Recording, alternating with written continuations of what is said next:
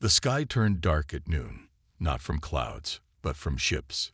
Giant metal ships that blocked the sun as they moved into position above every major city on Earth.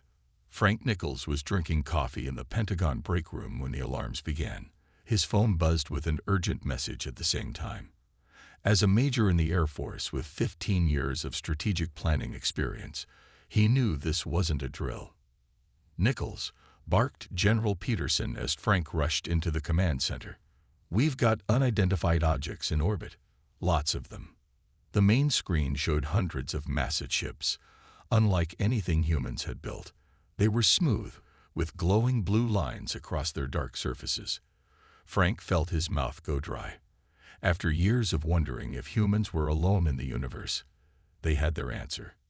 "Sir, they're broadcasting on all frequencies," said a young communications officer, her face pale.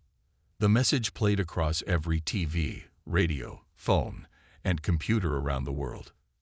"People of Earth, we are the HFY. Your planet now belongs to us. You have 6 hours to surrender or face extinction. There will be no negotiation." The command center erupted in chaos. Officers shouted orders while others stared at the screens in shock. Frank watched as the president was rushed to a secure bunker. World leaders called emergency meetings. Civilians filled the streets, some running in panic, others standing frozen, staring at the sky. "Major Nichols," called General Peterson, "I need your best assessment. Can we fight these things?" Frank studied the tactical displays. The alien ships had taken position with perfect precision. They hadn't fired yet, but Earth's missiles couldn't even reach them at their current altitude. "Sir, we don't know their capabilities, but their positioning suggests advanced military strategy. They've covered every major military installation on Earth." In a university lab 50 miles away, Dr. Lisa Winters was analyzing the alien message. As a top xenolinguist who had spent her career studying how language might evolve in non-human species, this was the moment she had prepared for her entire life. "Play it again," she told her assistant. The message repeated, and Lisa noticed something odd in the background frequencies, a pattern that didn't match the voice. 3 hours after the ships appeared, Frank found himself in a hastily organized meeting with military leaders and scientists from around the world, connected through secure video. Among them was a woman with short brown hair and intense focus. "The transmission contains embedded data streams," Dr. Winters explained. "They're not just sending a message. They're also running system checks. Their ships appear to be linked through some kind of neural network." "How does that help us?" asked the Russian general. Lisa leaned forward. "It means they have a centralized command structure. If we can disrupt one part, we might affect them all." Frank understood immediately. "Like a virus in a computer system." "Exactly," Lisa nodded. "And I've identified unusual frequency patterns that suggest vulnerability to certain types of digital intrusion." As they discussed possibilities, a lieutenant burst into the room. "Sir, the aliens are moving. They're lowering their altitude over military bases." Frank watched the screens as the ships descended. "They're not waiting 6 hours. They're starting now." Lisa caught his eye. "We need to act immediately. I need access to our best programmers and a way to transmit directly to their ships." "That would require getting close to them," Frank said. "Then that's what we'll do," Lisa replied firmly. Frank looked at General Peterson, who gave a grim nod. "You have whatever you need, Dr. Winters. Major Nichols will coordinate." As Frank and Lisa rushed out, the first reports came in of strange beams shooting down from the alien ships, disabling power grids across North America. The 6-hour deadline was a lie. The HFY were already attacking. But what they didn't know was that humans don't surrender easily, and the clock had started ticking on humanity's counterattack. Frank and Lisa raced through the Pentagon's underground tunnels. The building shook as something exploded above them. Dust fell from the ceiling. "We need a computer expert," Lisa said, struggling to keep up with Frank's long strides. "Someone who understands both our systems and can think outside the box." Frank nodded. I know exactly who we need. They found Lieutenant Samantha Powell in the Cyber Command Center. She was typing furiously at 3 different keyboards, her fingers moving faster than seemed possible. At 28, she was the youngest person ever to lead the military's cyber defense team. The aliens are trying to access our nuclear launch systems, Samantha said without looking up. I'm blocking them. But they learn fast. Frank explained their plan quickly. Samantha's eyes widened. You want to hack an alien spaceship with technology we've never seen before? She shook her head, then suddenly smiled. That sounds impossible. I'm in. General Peterson gave them access to a secure lab 4 levels below ground. As they worked, reports came in from around the world. The auxiliary ships were methodically disabling military bases, power plants, and communication centers. They weren't killing many people yet, but they were cutting off humanity's ability to fight back. They're following a pattern, Frank said, studying the global map. They take out defense systems first, then infrastructure. They'd want the planet intact. That makes sense, Lisa replied. Why destroy what you want to own? Samantha called them over to her screen. I've analyzed the signal patterns from their transmissions. Their computer systems use quantum processing, but there's something strange about their code structure. What do you mean? Frank asked. It's biological somehow, like their computers are partly alive. Samantha pointed to flowing patterns on her screen. See how it pulses. That's not normal for any computer system we have. Lisa leaned closer. It's almost like a nervous system. Exactly. Samantha snapped her fingers. And that gives us our way in. I can create a virus that mimics their own signal patterns, but carries a destructive payload. Will it work? Frank asked. Samantha shrugged. Honestly, I have no idea. But it's our best shot. As Samantha programmed the virus, Frank received a call from a Navy SEAL commander he knew. Jack Martinez and his team are on standby, Frank told the others after hanging up. He says they can get us close to one of the ships. How? Lisa asked. We have a stealth aircraft at a hidden airfield. It's experimental, but it might avoid their sensors long enough to get within transmission range. 2 hours after the aliens arrived, their small team had expanded to include Jack Martinez, a battle-hardened SEAL with a quiet confidence, and Alan Rodriguez, a communications specialist who could broadcast their virus from the aircraft to the alien ships. General Peterson met them before they left. His uniform was dusty, and there was a cut on his forehead. The president has authorized surrender talks, he said grimly. Most of our major military assets are disabled. European command is dark. China is holding on, but barely. How long do we have, sir? Frank asked. Officially, the aliens gave us 6 hours. Realistically, maybe 1 more hour before we lose the ability to launch any kind of counterattack. The general placed his hand on Frank's shoulder. This mission doesn't exist, Major. If you're caught, we'll deny everything. Understood, sir. One more thing, Peterson added. We intercepted some of their communications. They call themselves the Stellari Dominion. They've done this before to other worlds. The team exchanged glances. They weren't just fighting for Earth. They were fighting to end a pattern of conquest that had claimed who knows how many civilizations. As they hurried toward the waiting helicopter that would take them to the secret airfield, Lisa noticed Frank's determined expression. We can do this, she said. Frank nodded. We have to. Humanity gets more than 6 hours in this universe. The helicopter flew low, hugging the terrain to avoid detection. Inside, Frank checked his watch. 3 hours had passed since the auxiliary arrived. Half of their ultimatum time was gone. We're 5 minutes from the airfield, the pilot announced over the headset. The team sat in tense silence. Jack Martinez cleaned his gun for the 3rd time. Alan Rodriguez tested his communications equipment. Samantha reviewed the virus code on her tablet, while Lisa studied the alien language patterns. What if they detect us? Lisa asked Frank quietly. Then we don't make it home, he replied. But we have to try. The helicopter landed at a small airfield hidden in dense woods. A large hangar door slid open, revealing their ride. An oddly shaped black aircraft with no visible windows. "Meet the Shadowhawk," said a technician waiting for them. "It's our newest stealth plane. No radar can detect it, and it has a special coating that absorbs light." "Will it block alien sensors?" Frank asked. The technician hesitated. "We don't know, but it's your best chance." The team boarded quickly. The inside was cramped, with just enough room for the 5 of them and their equipment. Jack and Frank took the pilot seats. "You can fly this thing?" Samantha asked, surprised. Frank nodded. "I was part of the test program. It's actually easier than it looks." They took off silently, the engines making only a faint hum.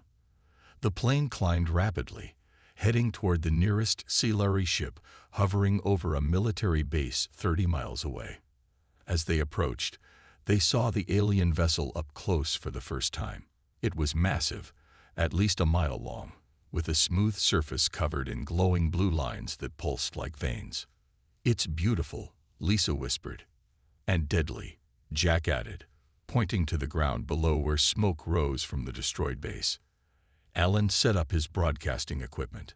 "I can transmit the virus once we're within half a mile, but we'll need to hold position for at least 2 minutes for the full upload." Frank guided the plane closer, his hand steady despite the danger. They were now close enough to see details on the alien ship's hull. Strange markings covered parts of it, possibly writing or decorations. "I'm picking up their communications," Lisa said, listening through headphones. "They're talking about testing humans. Something about resistance levels. They're experimenting on captives," Jack said grimly. Samantha finished her final checks on the virus. "Ready to transmit." "Wait," Lisa interrupted. "I'm detecting another ship approaching. They might spot us." Frank looked at the radar. A smaller auxiliary vessel was coming toward them from the east. "We need a diversion," Frank decided. "Jack, can you use the Shadowhawk's weapons system?" Jack nodded and took control of the small lasers mounted beneath the plane. They weren't designed for combat against alien technology, but they might create a distraction. "Aim for one of their sensor arrays," Frank instructed. "Then we'll move to the blind spot Lisa identified." Jack fired. The laser hit the side of the approaching ship, causing a small explosion. Immediately, the vessel changed course, moving away from them. "They didn't see us," Lisa said, surprised. "They think they had a malfunction." Frank quickly positioned the Shadowhawk in the blind spot beneath the main ship. "Now, Alan," Frank ordered. Alan activated the transmission. Samantha's virus began uploading to the auxiliary network. "It's working," Samantha said, watching the progress on her screen. "Their firewalls are adapting, but not fast enough." The huge ship above them suddenly shuddered. Some of the blue lines flickered and went dark. "Keep going," Frank encouraged. Then Lisa grabbed his arm. "Frank, look." Through the view screen, they watched as the virus spread visibly through the alien ship's network. The glowing blue lines changed to red, then purple, then went dark section by section. "Upload complete," Alan announced. The auxiliary ship began to drift. Its perfect position faltered as systems failed throughout the vessel. "It worked," Samantha exclaimed. "But it's just one ship. We need tow." She stopped as they all saw it. The infection spreading. Thin red lines shot out from the first ship, connecting to others nearby. Like a wave, the disruption began to move through the auxiliary fleet. "It's spreading through their neural network," Lisa said in awe. "Just like we hoped." Frank allowed himself a small smile. Time to move to Phase 2. The Shadowhawk circled the disabled auxiliary ship as chaos spread through the alien fleet. Some vessels drifted aimlessly. Others fired weapons randomly into empty sky. A few began to fall toward Earth, their engines failing. "We need to get inside one of those ships," Frank said, watching the largest vessel, the mothership, which still seemed partially functional despite the virus. Inside, Alan looked at him like he was crazy. Why would we do that? The virus is working, but not completely, Samantha explained. Their systems are adapting. We need to reach their central command to finish the job. Jack nodded in agreement. And we need to learn more about them. What they want. Why they're here. Frank spotted a smaller scout ship that had docked with the side of the mothership. There. That's our way in. He guided the Shadow Hawk toward the docking point. As they approached, they could see the scout ship's airlock was still open. How do we know we can breathe in there? Lisa asked. We don't, Frank replied. That's why we have these. He opened a compartment revealing 5 advanced breathing masks. Experimental tech. Should filter any toxins. They landed the Shadow Hawk beside the scout ship, the magnetic clamps securing them to the alien vessel's hull. The team put on their masks and checked their weapons. Everyone clear on the plan? Frank asked. We get in, find a way to upload the enhanced virus directly to their central system, and get out. 30 minutes max. They nodded, faces serious behind their masks. Jack went first, checking that the path was clear. The others followed quickly. Inside the auxiliary scout ship, they found their first surprise. The air was breathable. Keep the masks on anyway, Frank warned. We don't know what else might be in here. The scout ship was empty of aliens but full of strange technology. The walls pulsed with the same blue lines they had seen outside, though many were now dark or flashing erratically. The floor felt slightly soft, almost like walking on living tissue. This technology is incredible, Samantha said, examining a control panel. It's responding to my thoughts. Be careful, Lisa warned. Don't connect too deeply. Their systems might infect you too. They moved through the scout ship toward the connection to the mothership. Alan set up a communication relay so they could stay in contact with Earth. Command, this is Rodriguez. We've entered an alien vessel. Standing by for further instructions.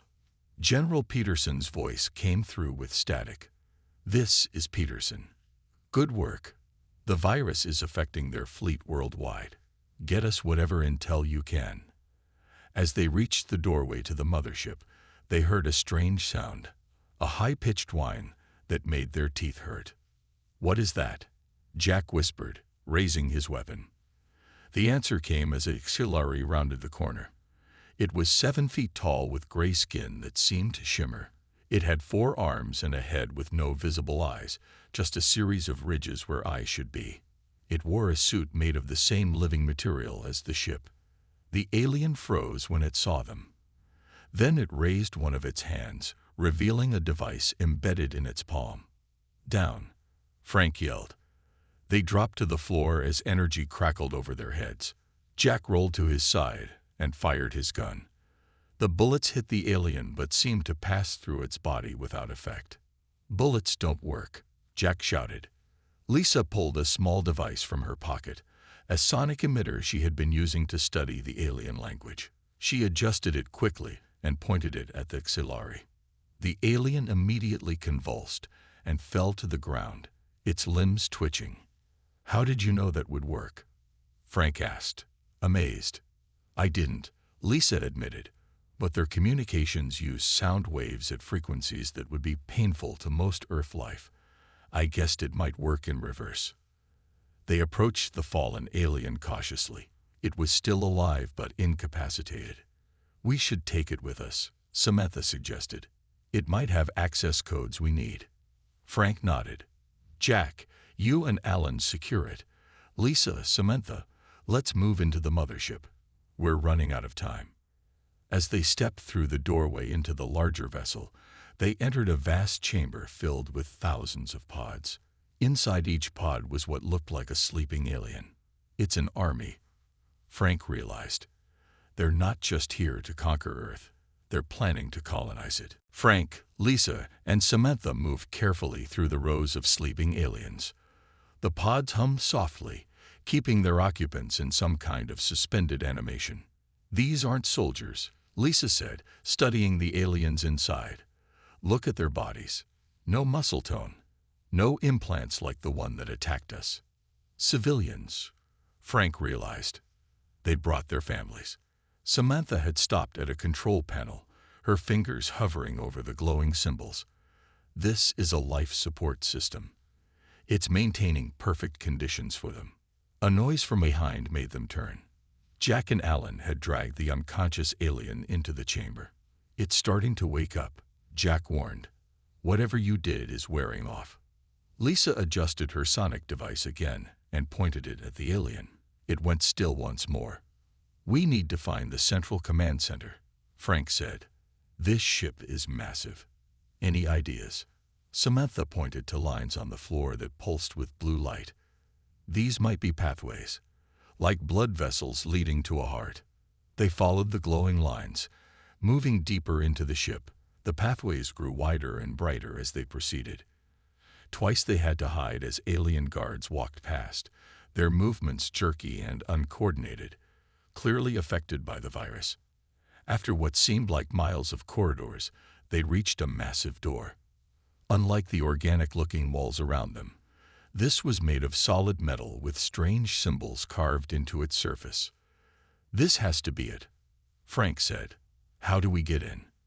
Lisa examined the symbols. These look like warnings, restricted or forbidden. I might have an idea, Samantha said.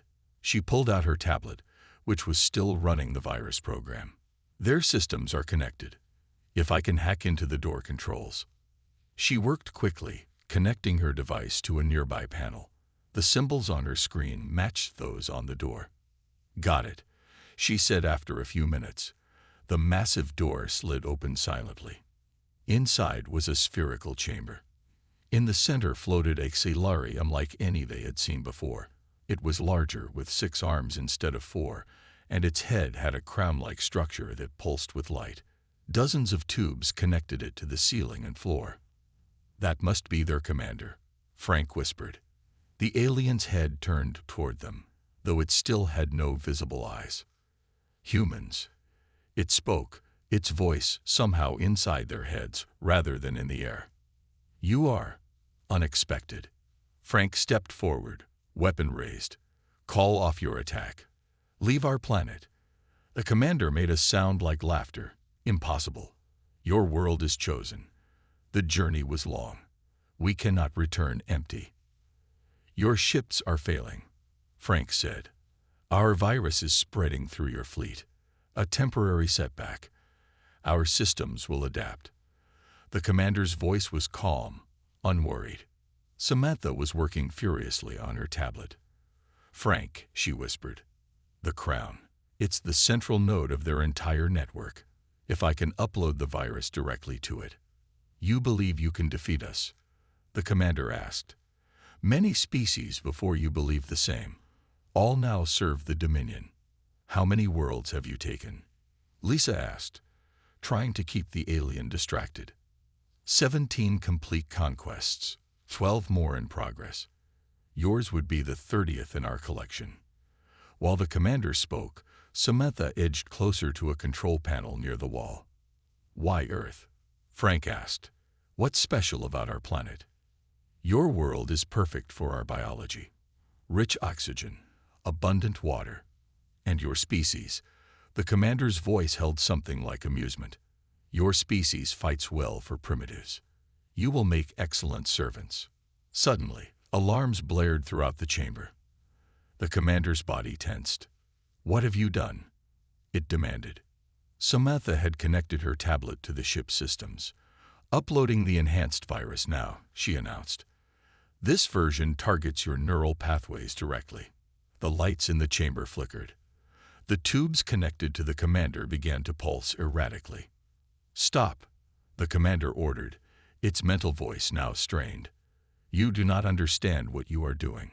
Frank smiled grimly. We understand perfectly. We're saving our world.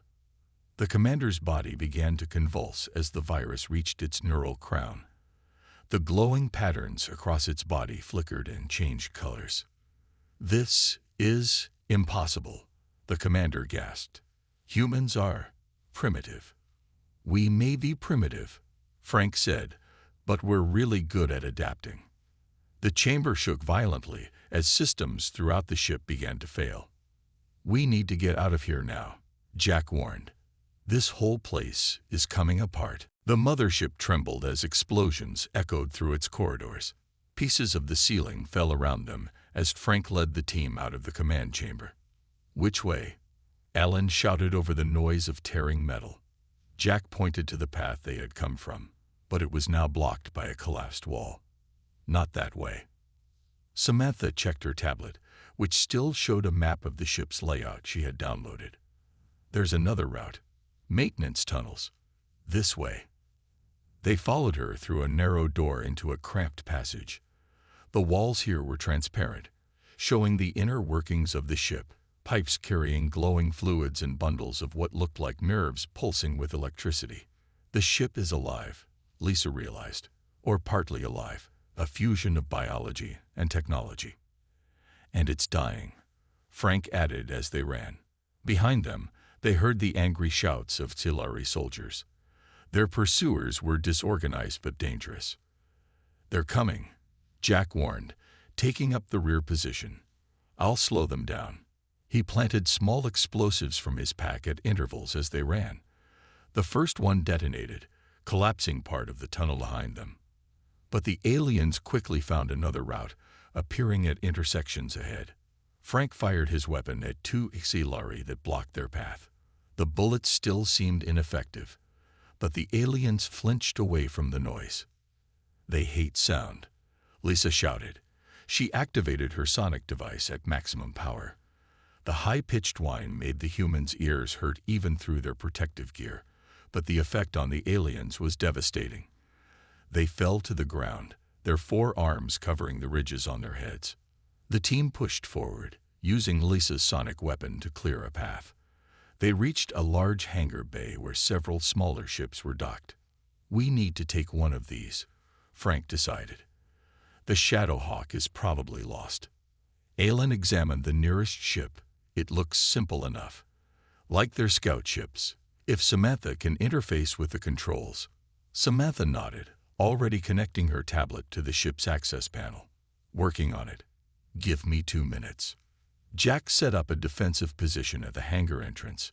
You might not have 2 minutes. Through the large windows of the hangar, they could see the battle raging outside. The auxiliary fleet was in disarray. Some ships collided with each other. Others fired weapons randomly. On Earth below, military forces were launching counterattacks, missiles streaking up to hit the vulnerable alien vessels. It's working, Alan said, watching the scene. The whole world is fighting back. Frank's radio crackled with General Peterson's voice. Major Nichols, report. What's your status? We're in the mothership, sir. We've infected their commander with the virus and are attempting to escape in one of their vessels. Good work, Major. But you need to hurry. Our forces are targeting all auxiliary ships now that they're vulnerable. We can't distinguish friendly from hostile. Understood, sir. We'll be out in. A massive explosion rocked the hangar. Part of the ceiling collapsed, crushing several docked ships. Got it, Samantha shouted at the same moment. The ship she was working on hummed to life, its entry ramp lowering. Everyone in now, Frank ordered. They rushed aboard the alien craft. Inside was a small cockpit with strange controls that seemed designed for 4 arms instead of 2. Can you fly this? Lisa asked Frank. I'm about to find out, he replied, studying the controls. Samantha, any help? Samantha connected her tablet again. The interface is similar to their other systems. I think I can translate the controls to something more human-friendly. The ship shuddered as something large struck the mothership.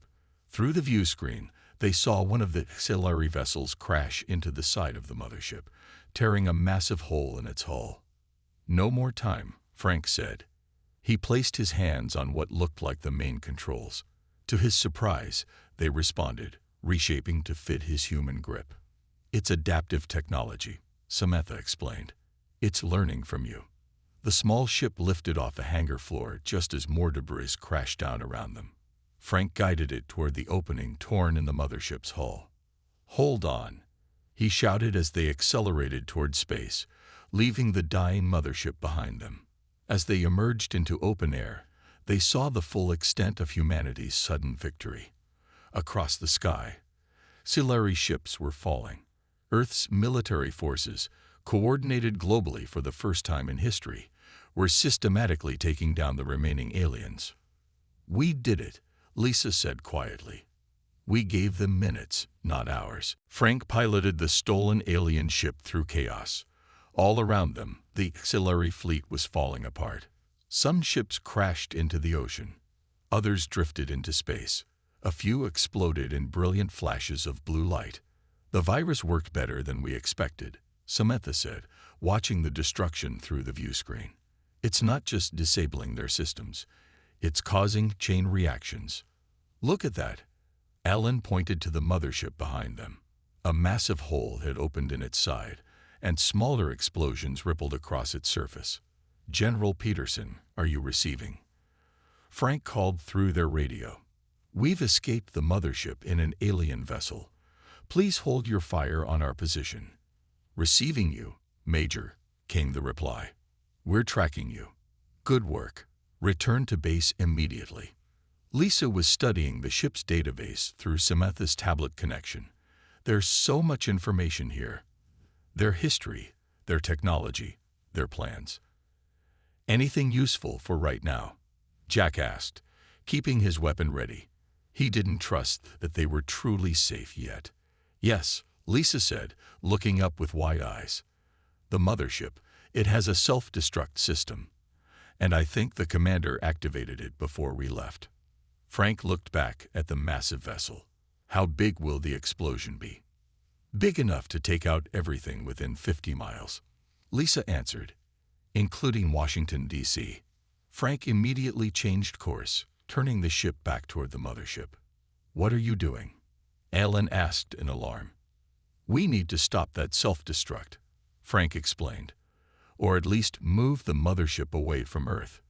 "And how exactly do we do that?" Jack demanded. Samantha was already working on her tablet.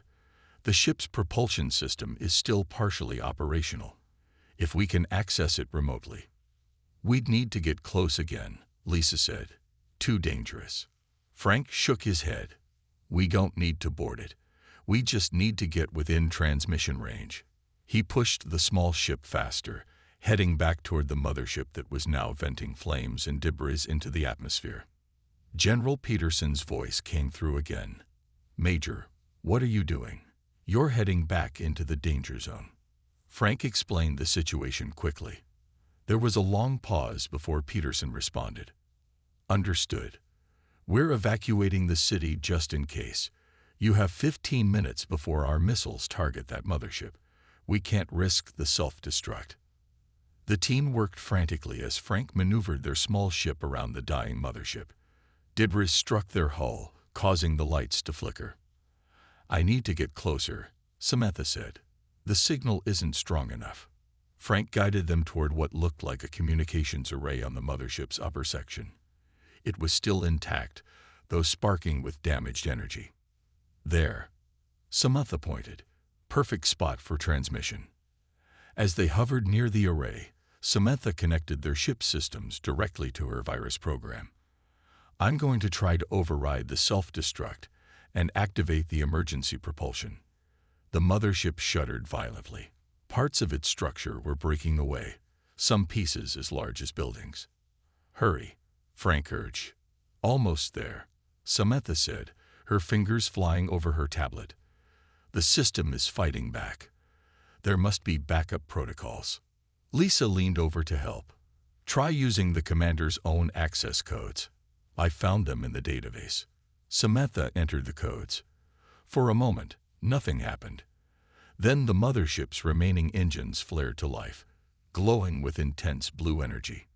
"It's working," Samantha exclaimed. The massive ship began to move, slowly at first, then faster, angling upward away from Earth. Its trajectory was taking it into space. "We did it," Alan said in relief. Their celebration was cut short as their own ship suddenly lost power, the controls going dark. "What happened?" Frank asked, trying to restart the systems. Samantha looked at her tablet in horror. The mothership. It's sending out some kind of shutdown signal. It's affecting all auxiliary technology. Their ship began to fall, caught in Earth's gravity with no power to resist. Everyone hold on, Frank shouted as they plummeted toward the ground. He fought with the dead controls, trying to find any response. Jack pointed out the view screen. Look! In the distance, the mothership had reached the upper atmosphere. Then, in a blinding flash, it exploded. The shockwave expanded outward, a sphere of energy rushing toward them. Brace for impact, Frank yelled as the wave of energy engulfed their falling ship. The energy wave from the exploding mothership hit their falling ship with tremendous force. Instead of destroying them, however, something unexpected happened. The wave seemed to wash through their vessel, leaving a trail of reactivated systems in its wake. The controls are back online, Frank shouted, grabbing the helm. Lights flickered on throughout the small ship. It wasn't a shutdown signal, Samantha realized, watching her tablet come back to life. It was the mothership transferring its core programming before destruction. The explosion released it all at once. Frank pulled hard on the controls, fighting against gravity. The ship responded sluggishly at first, then with increasing power. He managed to level their descent just 1,000 feet above the ground. That was too close, Jack said, his usually calm voice shaking slightly. They flew over the countryside toward the Pentagon. Below them, they could see people pointing up, some cheering, others taking cover. No one knew yet that the alien ship now contained humans. General Peterson, do you copy? Ellen called through their radio. This is Rodriguez. We're an auxiliary vessel approaching Washington airspace. Please hold your fire. Rodriguez, this is Peterson. We're tracking you. Land at the designated coordinates we're sending now. You'll be met by a security team. A set of coordinates appeared on their navigation system. Sir, Frank added, the mothership has been destroyed in the upper atmosphere. Threat neutralized. Confirmed, Major. The auxiliary fleet is disabled worldwide. It's over. They landed the alien ship in an open field where military vehicles had formed a perimeter. Armed soldiers approached cautiously until Frank and his team emerged with their hands up. Stand down, ordered General Peterson as he walked through the line of soldiers. He looked tired but triumphant. These are our heroes. The team was escorted to a temporary command center set up nearby. Screens showed news from around the world. Disabled alien ships being secured by military forces, celebrations in major cities, world leaders making statements about humanity's victory. The president wants to speak with you, Peterson told them, pointing to a secure video link. The president appeared on screen, the Oval Office visible behind him. Major Nichols, Dr. Winters, Lieutenant Powell, Mr. Martinez, Mr. Rodriguez, your country and your planet thank you. When the auxiliary gave us hours to surrender, you conquered them in minutes instead. We just did what needed to be done, sir, Frank replied. Your modesty is noted, but this was more than duty. This was extraordinary.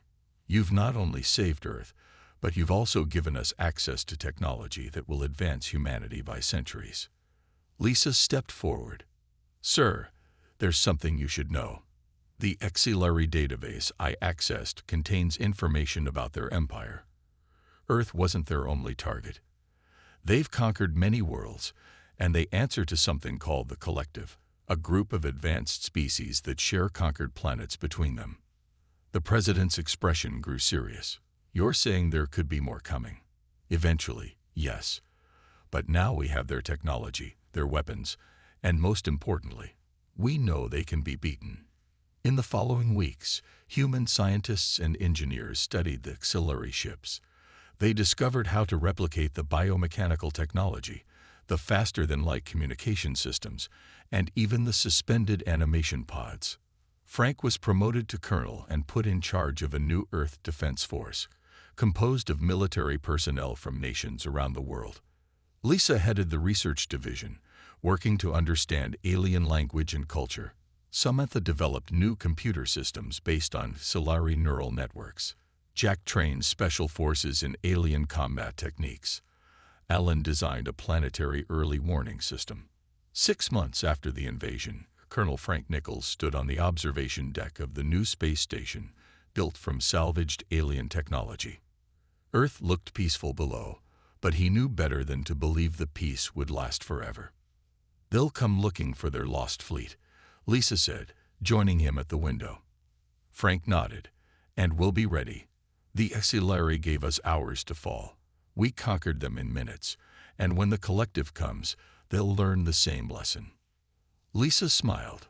"That humanity shouldn't be underestimated." "No," Frank replied, watching as the first human ship built with alien technology prepared to launch toward the stars. "That humanity shouldn't be given a deadline. It just makes us work faster."